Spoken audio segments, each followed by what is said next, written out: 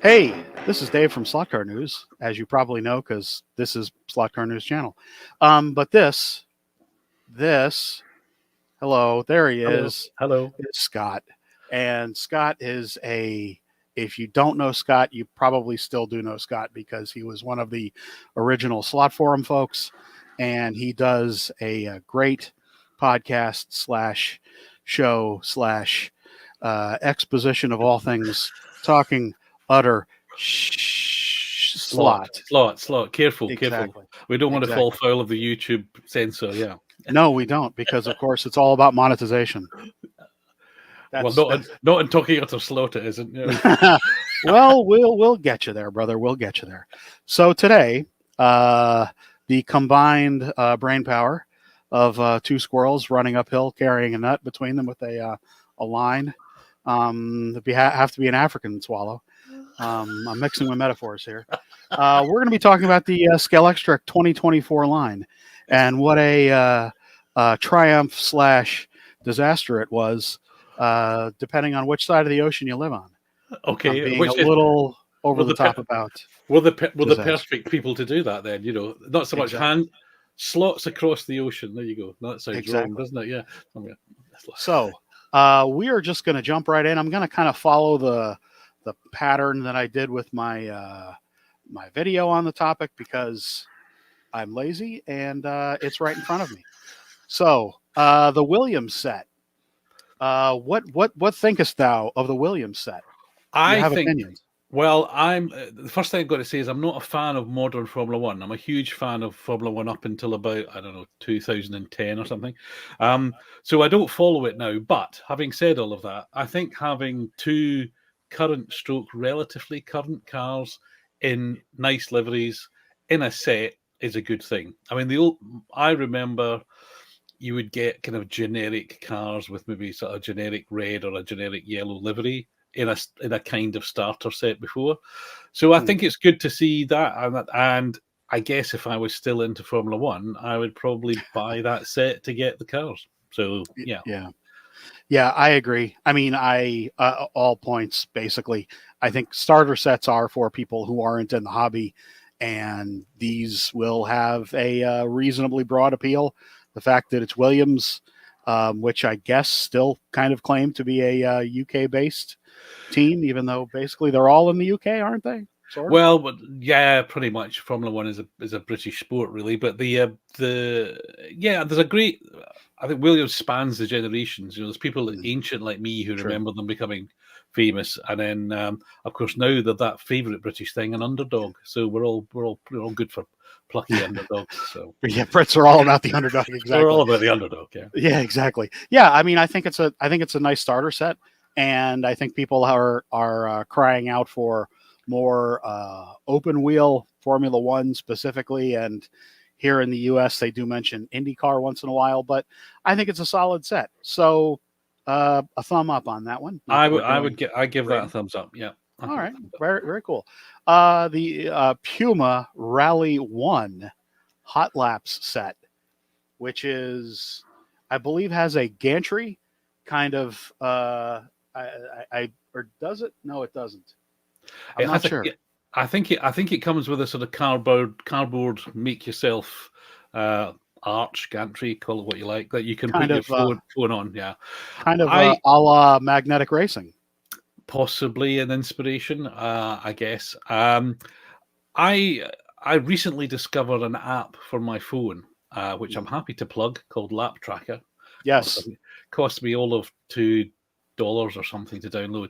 It revolutionized the fun I have with my slot car track, because up until then I was using a Carrera bridge timer, which is great, very reliable, but you have to press those buttons about 10 times every time you want to set to run a car.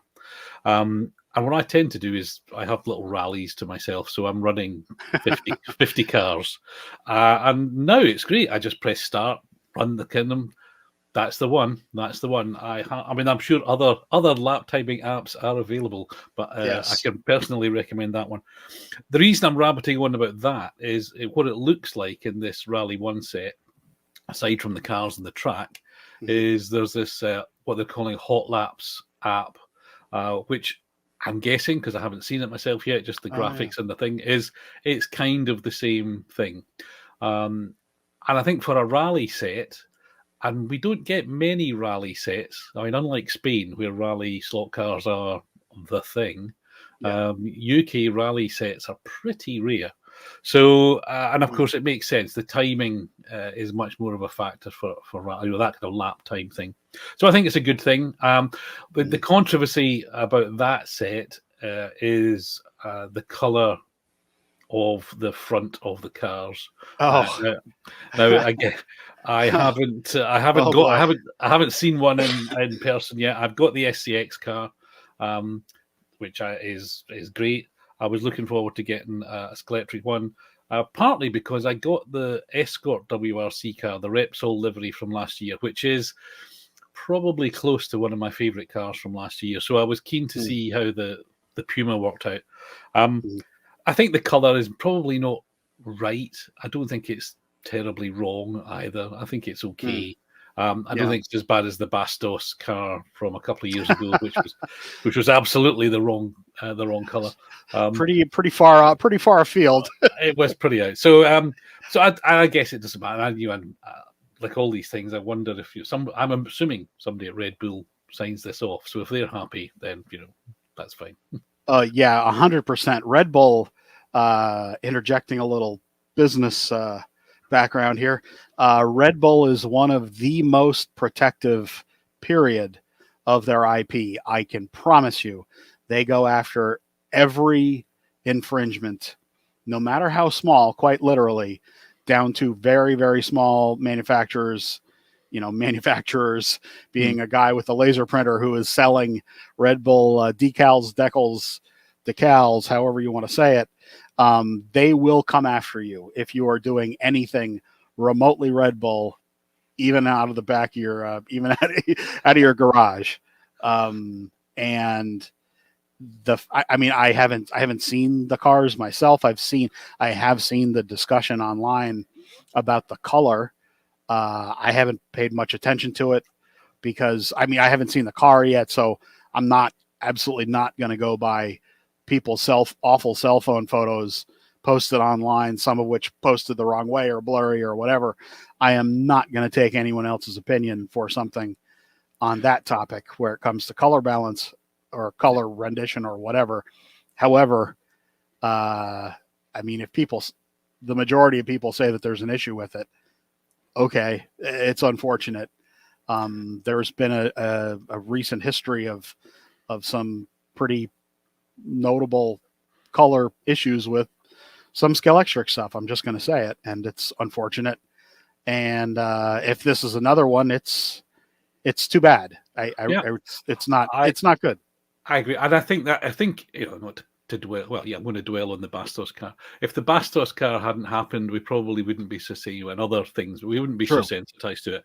True. And the risk of leaping to Margate's defence, or sorry, Scalextric's Margate is the town. About 2 hours from me, just to position it there, so I'm not that close. To spring to their defence, again, one of my other favourite cars from last year was the SCX Lancia Delta toe tip livery. Yep. I think it's a bit pale. I love it. It looks great, but the colours are a bit pastel-y rather than primary. Yeah. So the point being, Scalextrics aren't the only people who are going to get these things not quite right. And does it I guess we do. Yeah, we get to the point of, are these toys or are they models? Does it matter? We would be on here all day if we tried to resolve that one. Yeah, no, they obviously, you and I are totally on the same page about this. If you can get it right, get it right. In the end of the day, these are absolutely toys. And as you have put it on your recent past videos, the Beardly Weirdlies or the Weirdly Beardlies or whatever, Beardy Weirdies, yeah.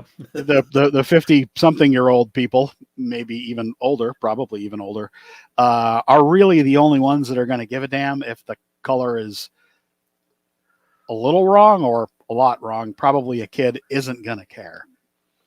Well, it's interesting. I think just in general. So maybe your listeners don't. So Scalextrics is part of a stable of very well-known, very traditional British hobby brands.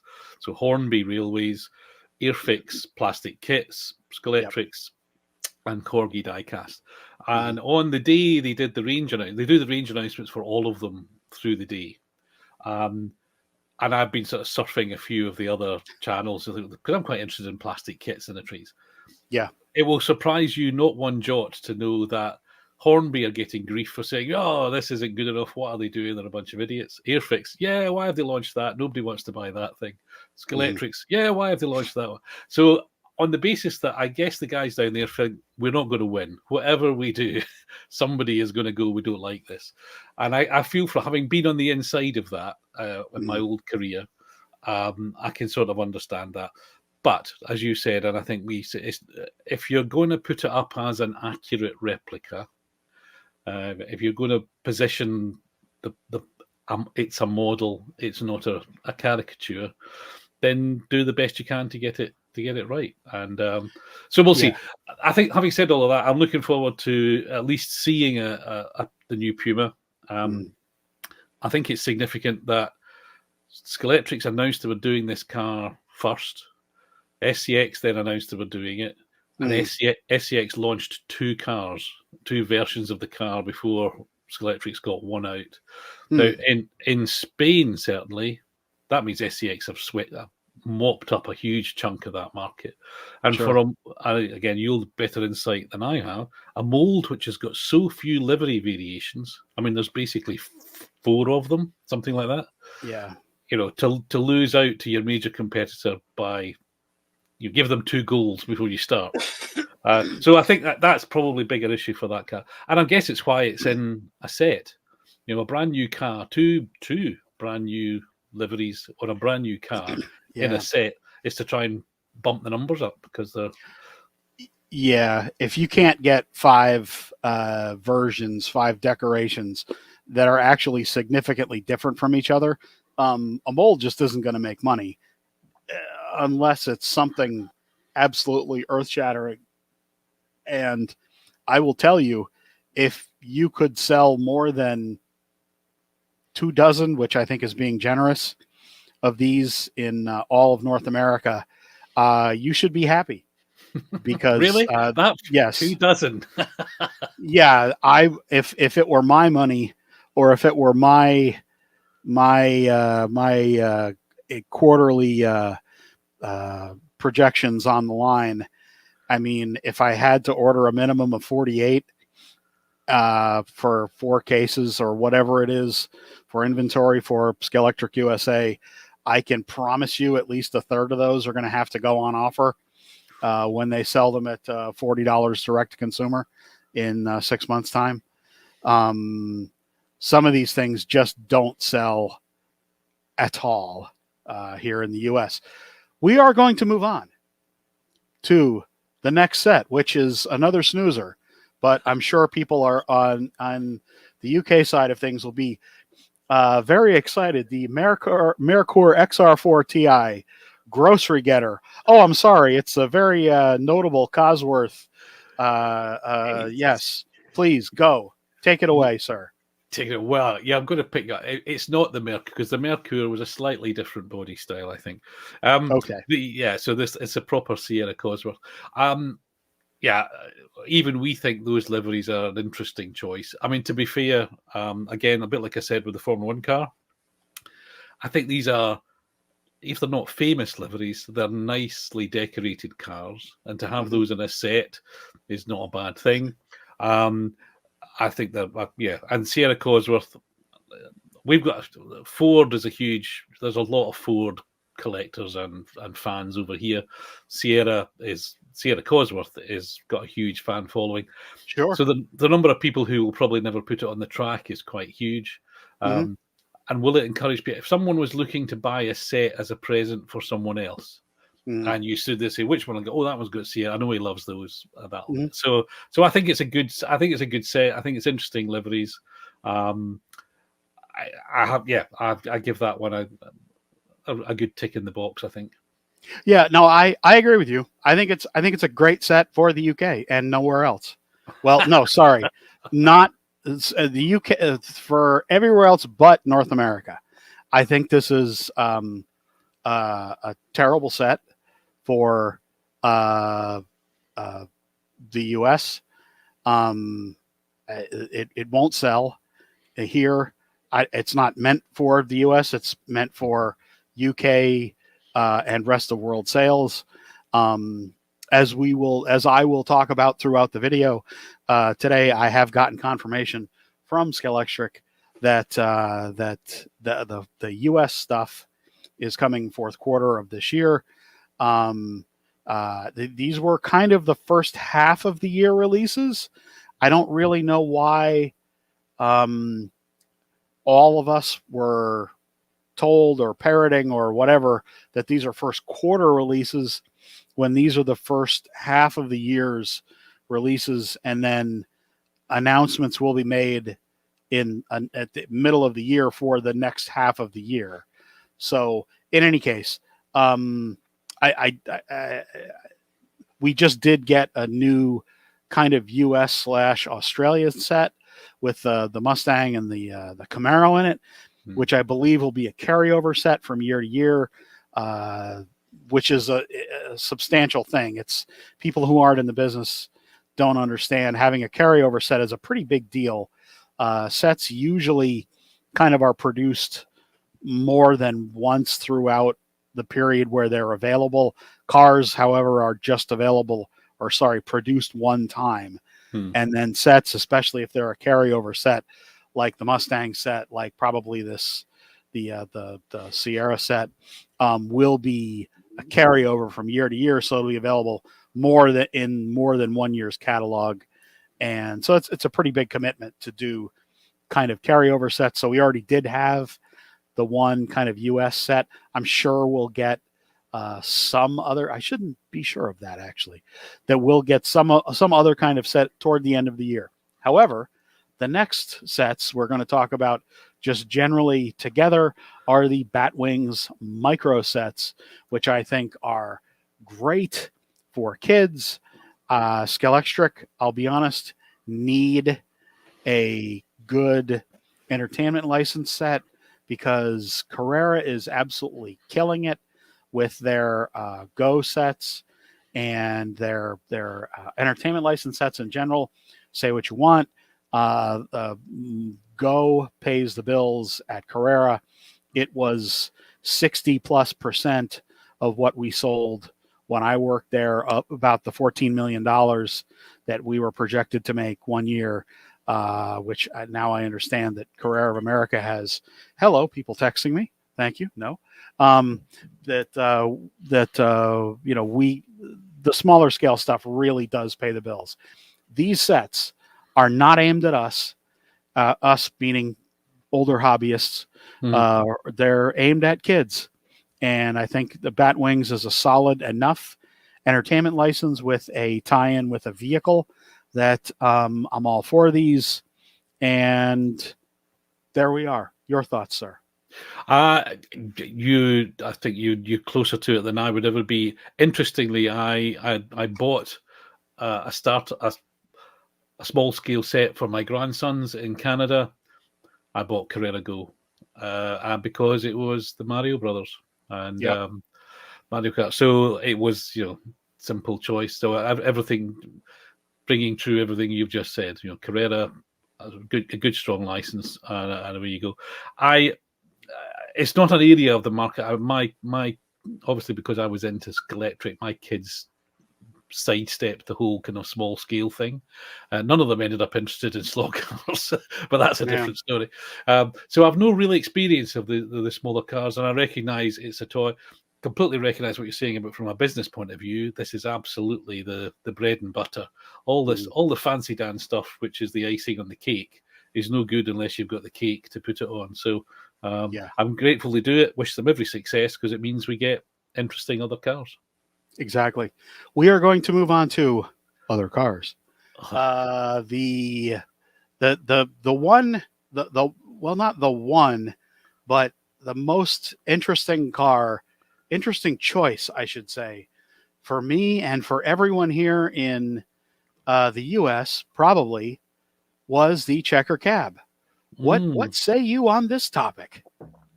I think this has been listening to my podcast, because I think a year ago when we were talking about who buys golf cars was the problem, because there was a golf livery on everything. Yeah. And we concluded that it was clearly aunties and uncles who didn't know what to buy their nephews and nieces were just going along a shop, go, oh yeah, that looks recognizable, I'll have that. Mm-hmm. I think we were being funny, but I think that's a genuine market. And I think that car, that model, will sell to people who are looking for a slot car to get their kids, or just a model car, just a souvenir from a trip to New York, or even more generally a trip to the US. So I think it will do well as not a regular slot car. It's not a race car. It's not. It's going to do well because it's an iconic vehicle. I guess the equivalent would be you do a London taxi and sell them out of Heathrow, but it's a lot. That's probably even more dull because it's just black.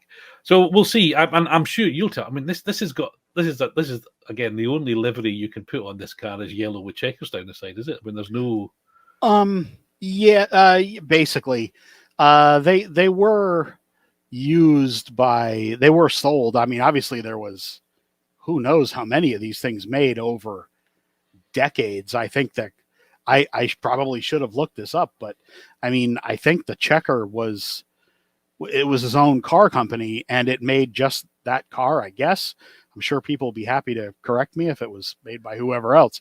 But regardless, it is the most iconic taxi, certainly in the US, and maybe only second to the UK cab. I don't know. I think this is a great idea.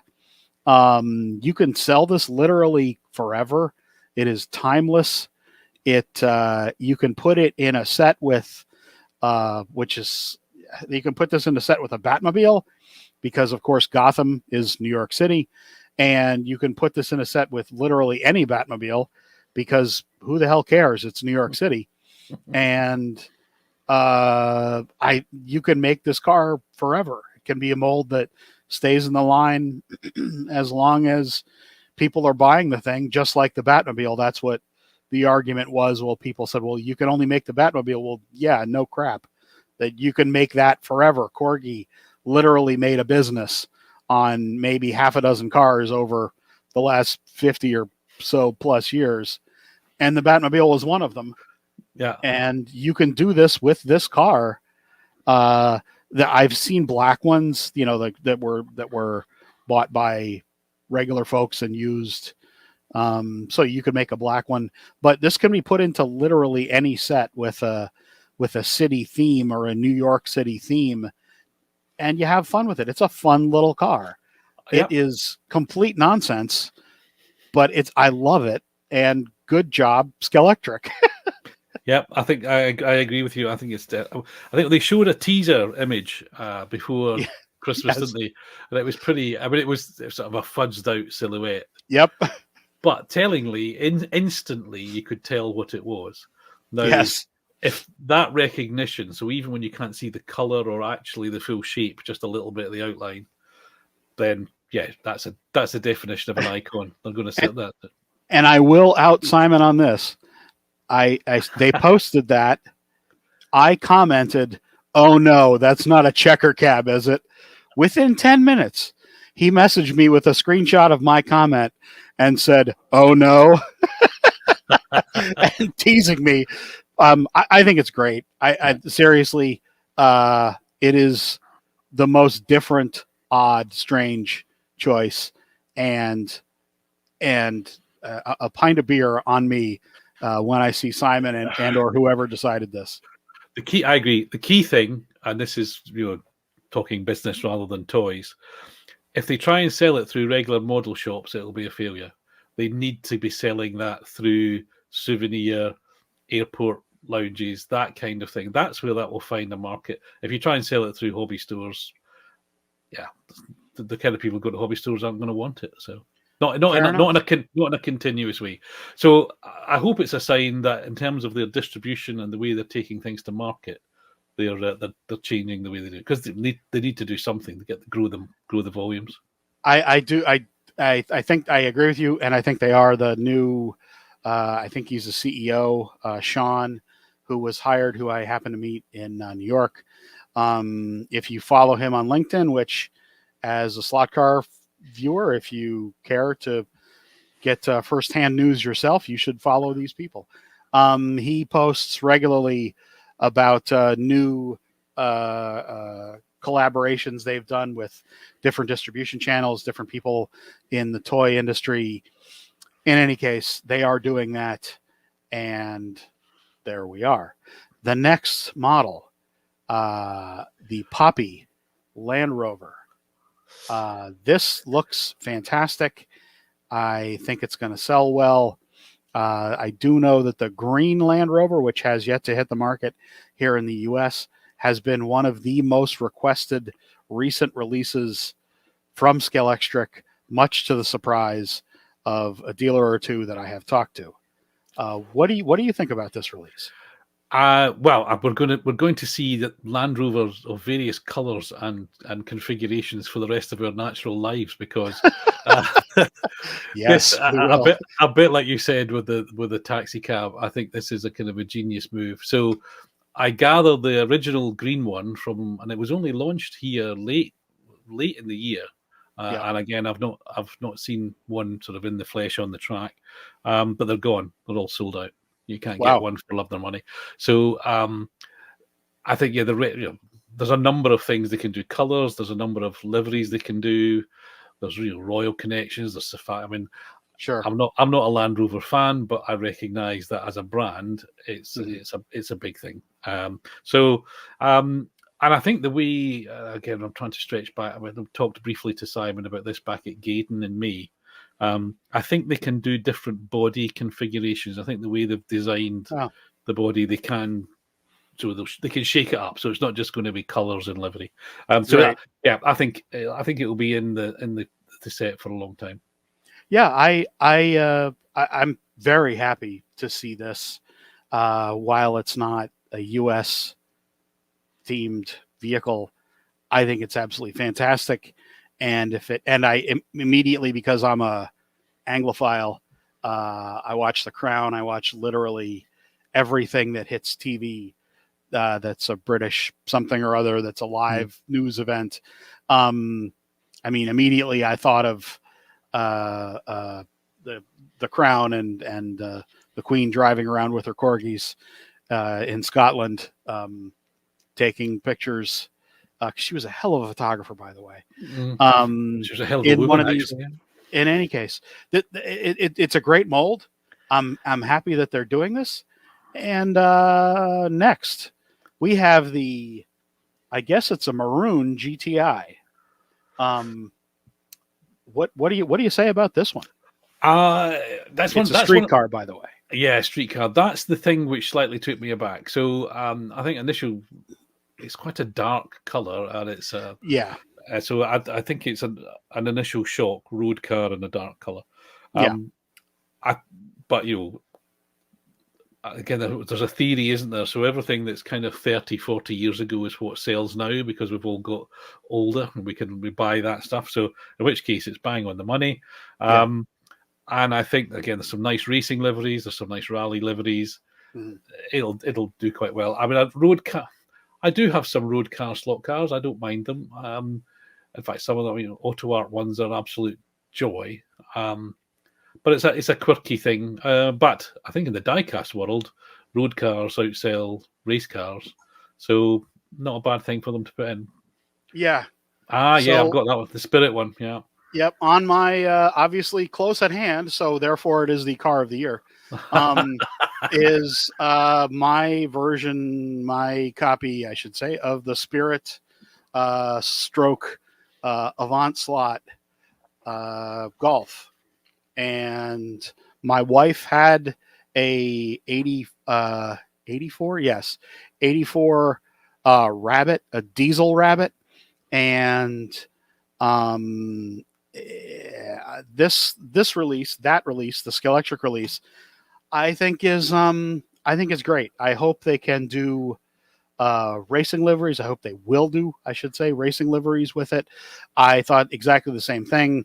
Not only is it a dark color, but frankly, it doesn't kind of in the initial picture, it just doesn't really show off what shape there is on the car, and it's just kind of a when you have a dark color with a release, it's just kind of a void, meaning you don't avoid it; it's a void of. It just doesn't really stand out.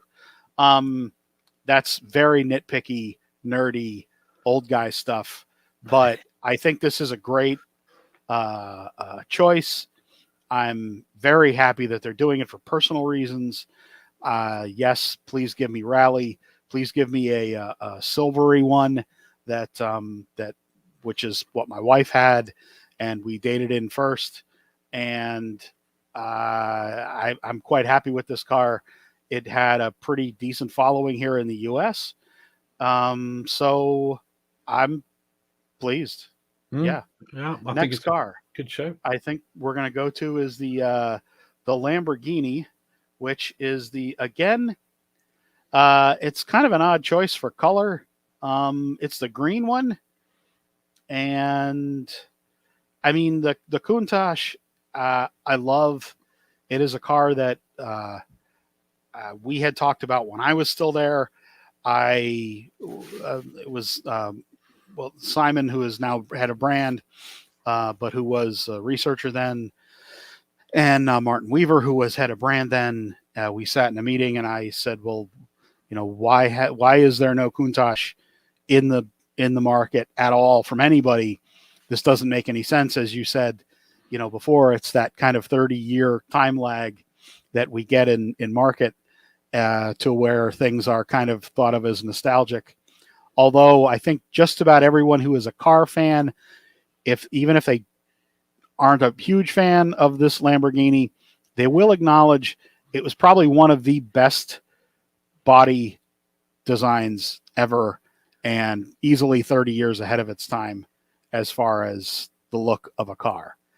I wouldn't have picked dark green for this. What is this, the third release of this body?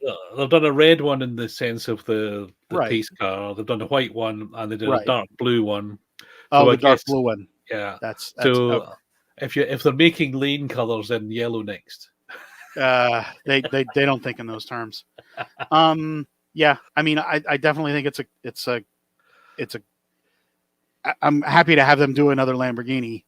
I don't know that I would have done dark green. I would have done yellow, although yellow is a very difficult color to look good in slot car because of you have to do some underpainting with yellow. You have to usually underpaint a body white because of yellow doesn't really get very opaque. Yeah.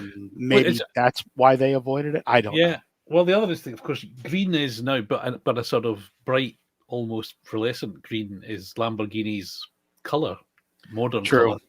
Wasn't back then, but yeah, maybe there's a link to that.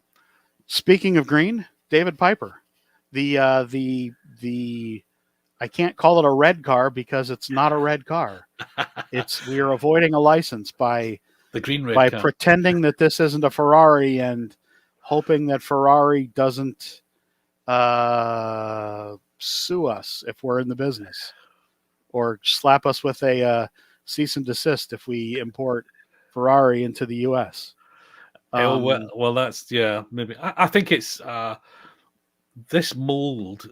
This is the one they modified last year, wasn't it, to do the triple set? So the old P4, yes. as I call it, with a roof on it, is a sort of stable mate of the GT40 from 15, 20 years ago. It's an old car.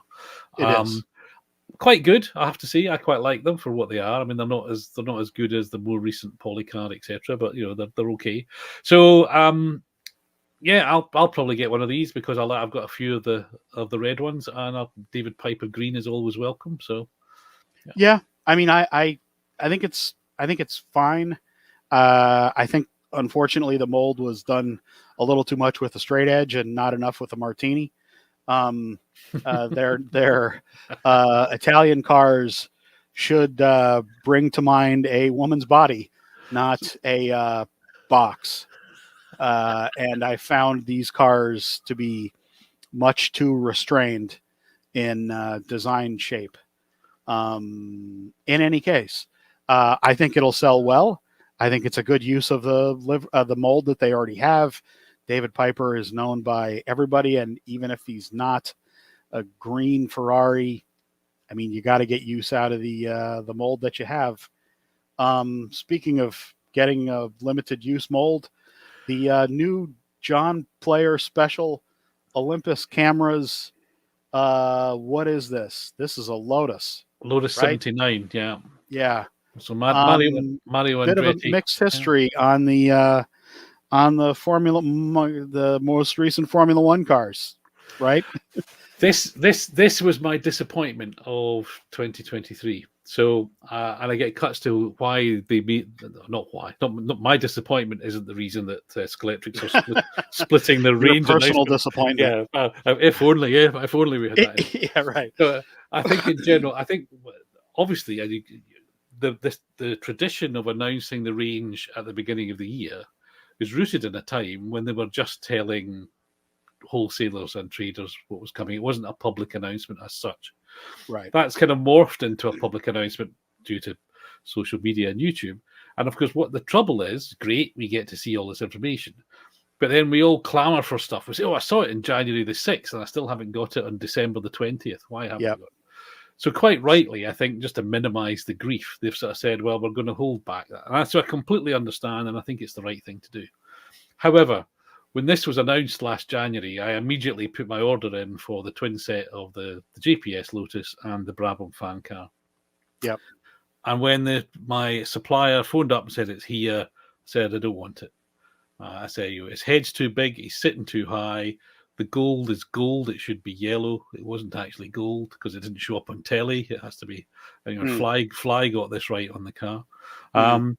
And there was just enough not right. And some of this pinstriping isn't in the right place. It's sort of.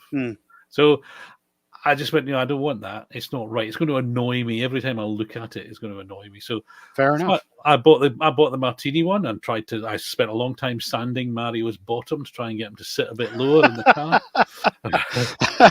not entirely successfully, but anyway. So I all of which is background to say I'm hoping. And in the most recent episode of my own show, which hasn't aired yet, I say it's as Ewan McGregor said, just ahead of the third prequel, because the first two had been a little bit of a disappointment. Everybody was expecting, "Come on, George, you can do it." Meaning George Lucas, you can finally nail it. Come on, Scalextric, you can do it. Let's have a JPS Lotus that looks good. So I'm optimistic, but the history suggests I'm a fool. Well, yeah, I mean, JPS black and gold or black and yellow, depending on how you look at it, is a favorite of mine. Black and gold certainly is. I found the last year's release of the what was it? The other Lotus, the Martini one, the green one. No. Maybe it was the year before.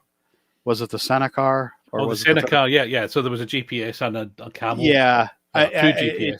The gold wasn't opaque once I actually had it in hand. And it looks black. Yeah.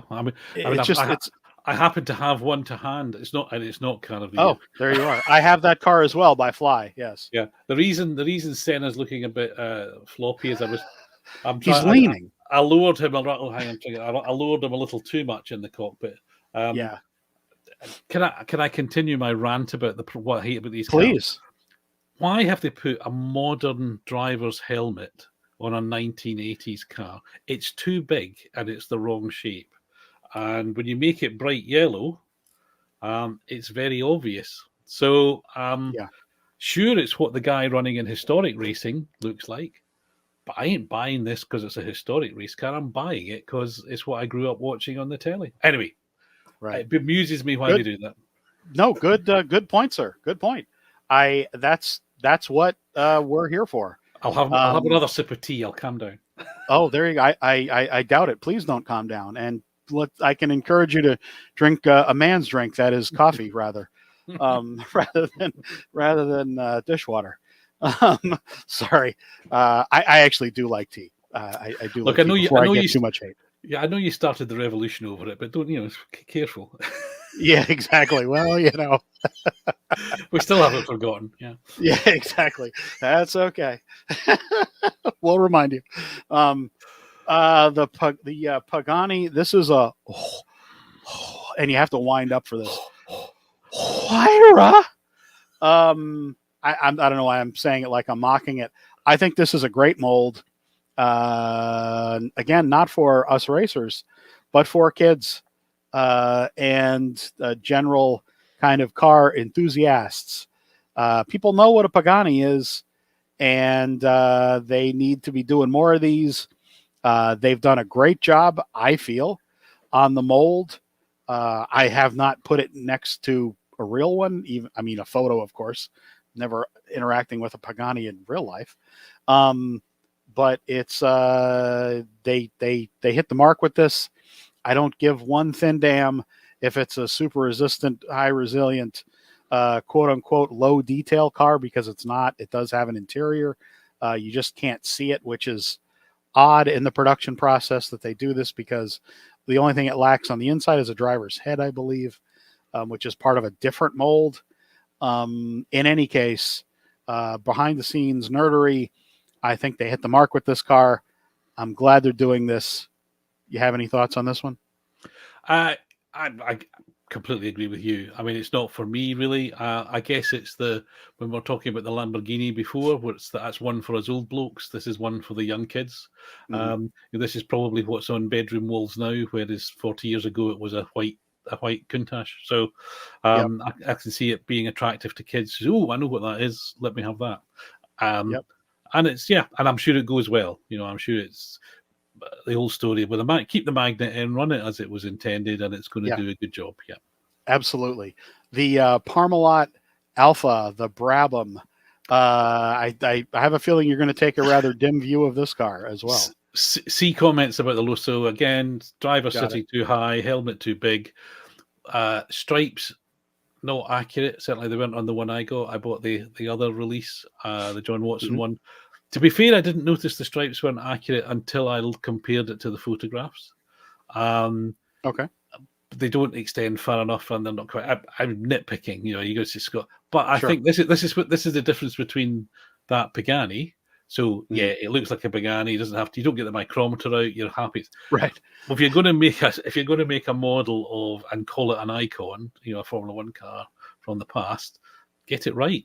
Does it cost any more to get it? I don't know. So that's So I'm less disappointed in the Brabham than the Lotus, but Okay. I don't really have much opinion on the car. I mean, it's not a car that I have really any connection to. I haven't really. I mean, it doesn't race here, vintage race or whatever in the U.S.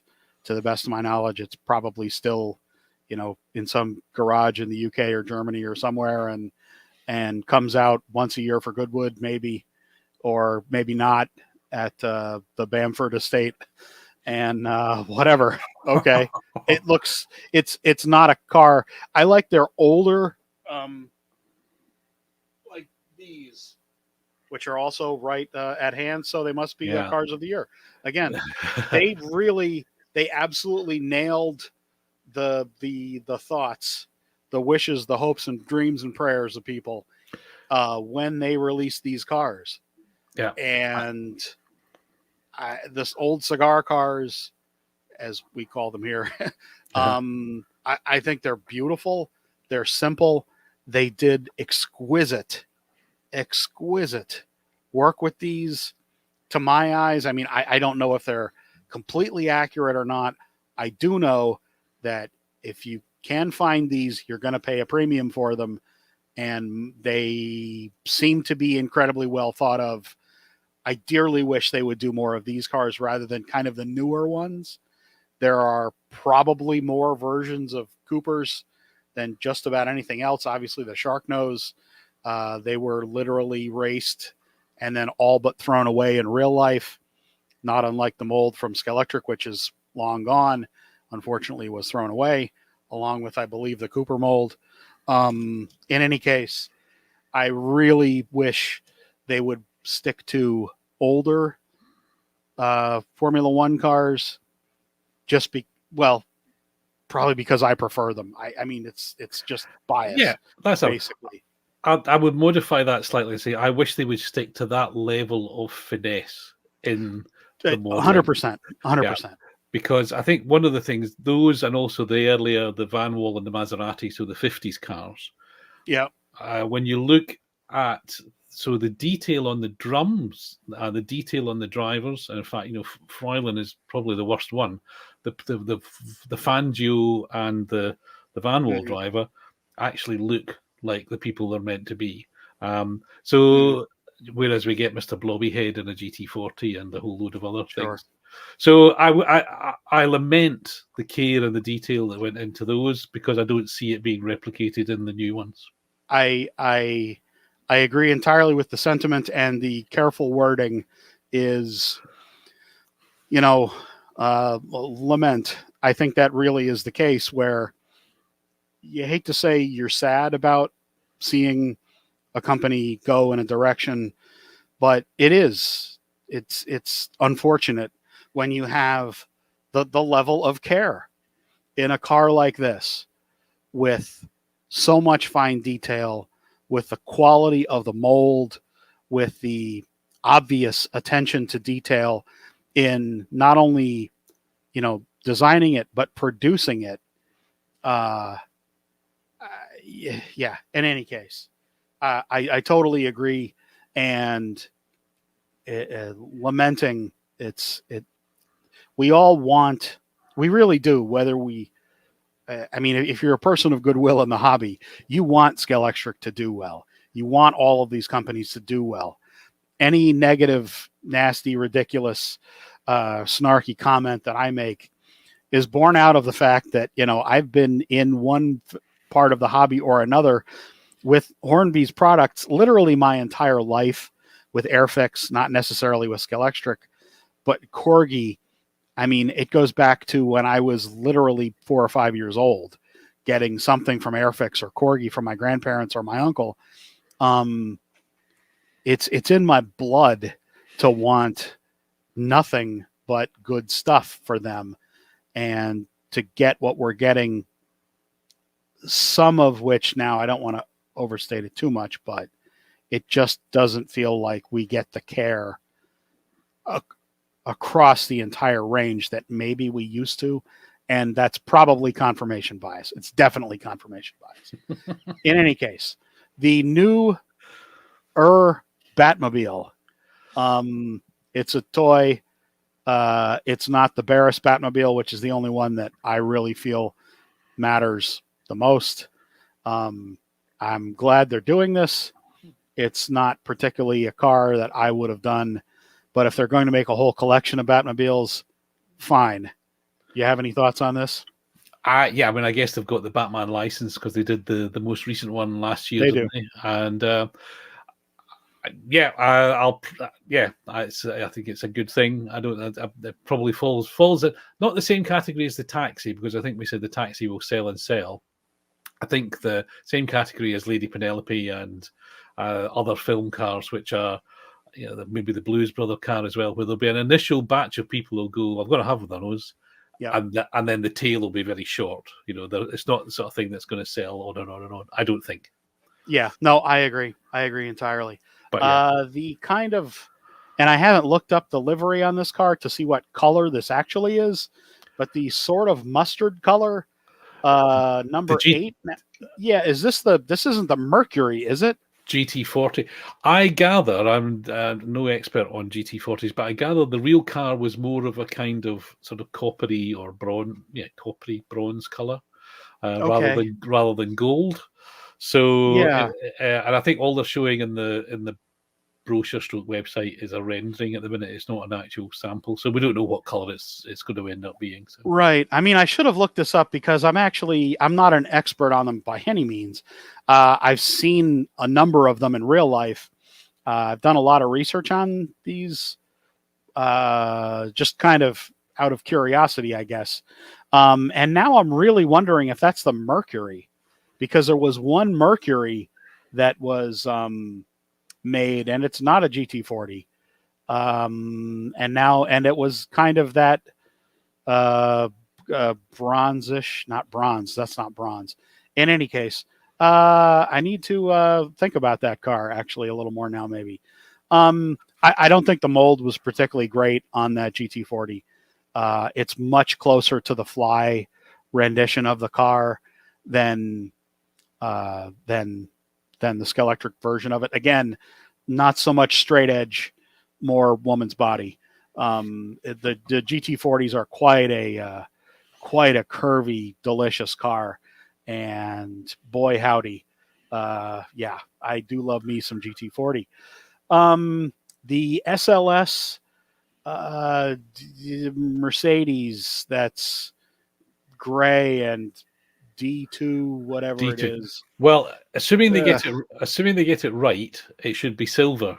So the actual car raced in, certainly in British GT and I think European GT Championship, and for whatever reason the owner, who I presume was a very rich man, put it in D2 livery as a sort of tribute to the classic DTM GT1 cars of the 1990s. So good livery. It's an interesting subject, this one, really, because I'm not Revo Slot put cars in the wrong liveries, don't they? They take an actual livery and put it on an actual car, but it's not the livery that car was in. And I kind of get annoyed about that for some reason, and I haven't really worked out why. So it's kind of like that, but at least this one's legitimate because there really was a race car that really was that shape, and it really did have that livery. So I think it's again. I think they altered the molding on this, didn't they, to update the front end of the car? Yeah, I believe it's probably a completely new mold. That was done last year. I don't know. The Mercedes SLS really doesn't sell very well here in the U.S. Carrera had done a number of them. They had done the first kind of more pointy nose SLS, or that would be the SLK, wouldn't it? I'm not sure. They basically don't sell terribly well. If you ever get a chance to see them in real life and hear them, they are quite a ballsy. I would, as Jeremy Clarkson called them, they are really a muscle car. When you hear these things, these are a hairy-chested, balls-out muscle car with loads of rumble that a NASCAR would frankly appreciate. It's as if you asked AI to make a German Viper. You know, a Viper made by Germans. That's basically what it is. Big long bonnet, big engine, lovely curvy thing. No, I think I'm a big fan of GT3 category in real life. So any GT3 everybody is these days. So I can't complain about more GT3s. So we're coming to sort of the end of the show now.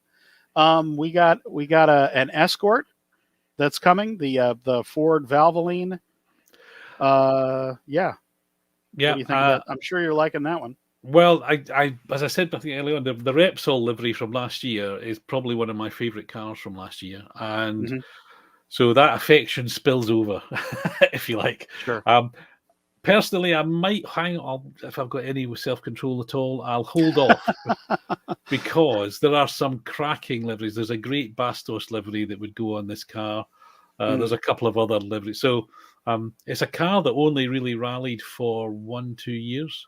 Really? Yeah, the predecessor, which was the Group A Cosworth, rallied for several years.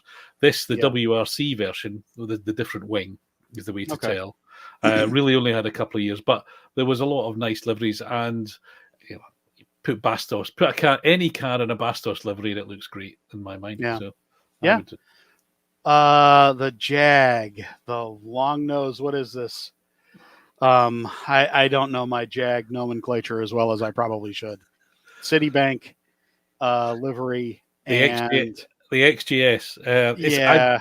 I didn't know. I apparently it's an Australian livery. Okay.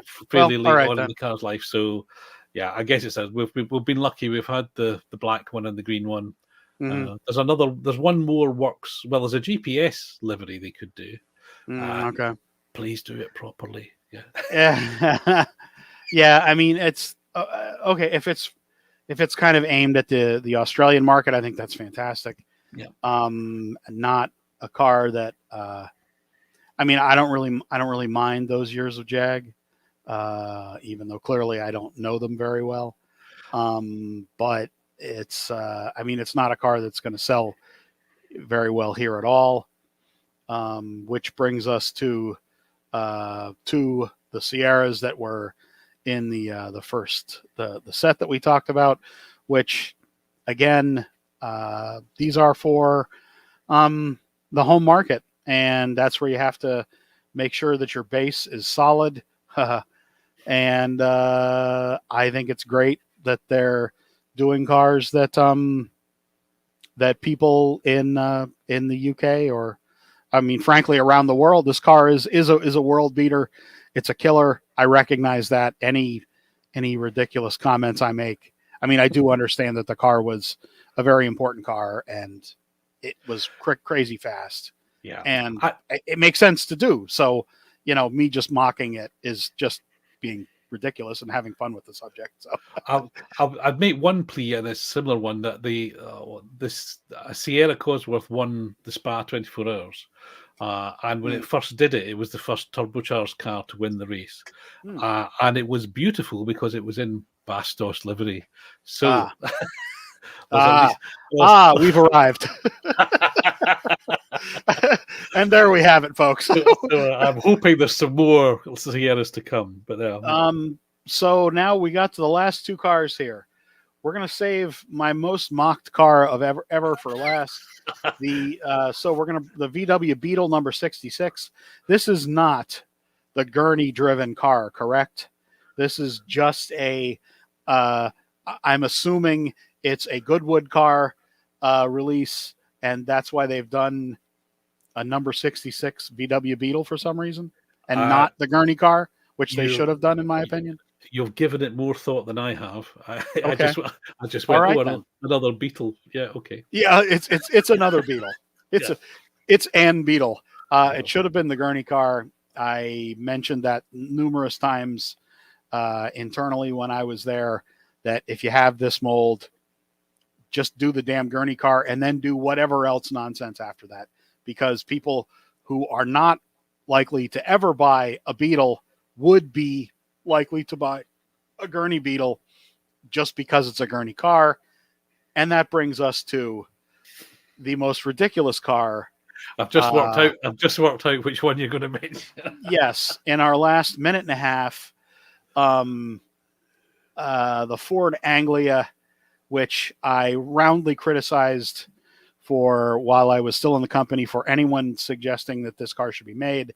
Yes, I know it is wildly popular there. Yes, I know it's a Harry Potter car. I think this is, my God, just no, please. Your thoughts, sir? I think if they don't, surely they're doing a Harry Potter one. If you're not doing a Harry Potter one, then it's a very quirky choice. But you know, very quirky choice. It's very quirky choice. I wouldn't have said. I mean, yes, it did race, and sure, but it's not by no stretch of the imagination is it. I would have said an iconic car in the same way as a Mini or you know, kind of it's like what you call it, contemporaries. So, but it's a Ford. And again, don't underestimate that, you know, models of Ford cars have got a kind of leg up. There's a community of people who like buying Ford models. So maybe. Yep, maybe. We'll see. Again, not for the US. I do like the mini lights on it. That's the one redeeming quality. We have to wrap this up very quickly now. I appreciate your time, sir. It's been a lot of fun. We're going to do more of these. Okay. Thank you. See you all again soon. Bye, folks.